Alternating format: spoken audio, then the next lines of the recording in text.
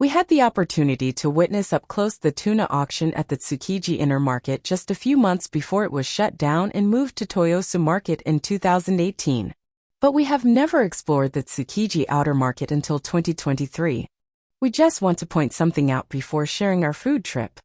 After that experience, we heard later on that many locals actually feel that a lot of the tourists who watch the auction get in the way while they're doing their thing at the market. We understood what they meant because we saw tourists in our group keep going beyond the designated area just to have a better view despite repeated requests from the guide. This is probably the reason why they changed the setup now at the Toyosu Market. We observed a similar concern when we went to the Tsukiji Outer Market.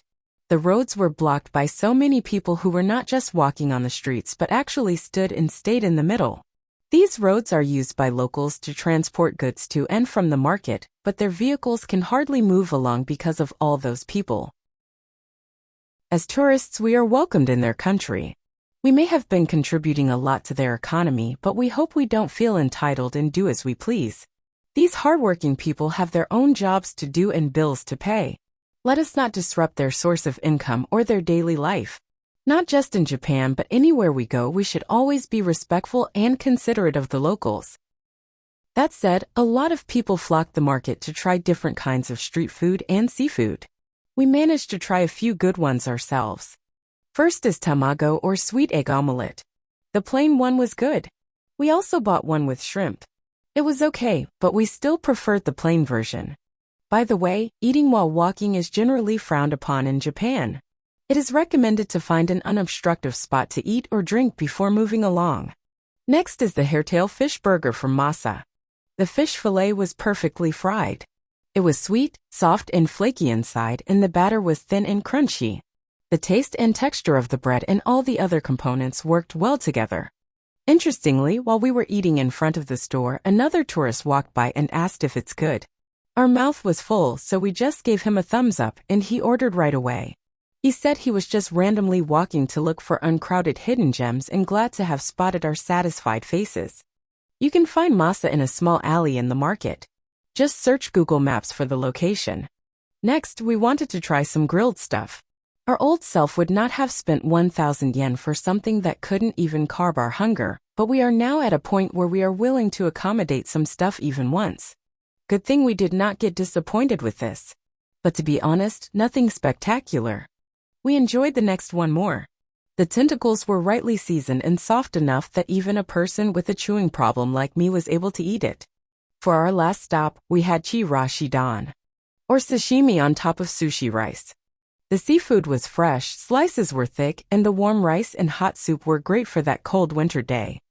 There were other small but pricey things we wanted to try at the Tsukiji Outer Market, but we looked away because we're minding our expenses already.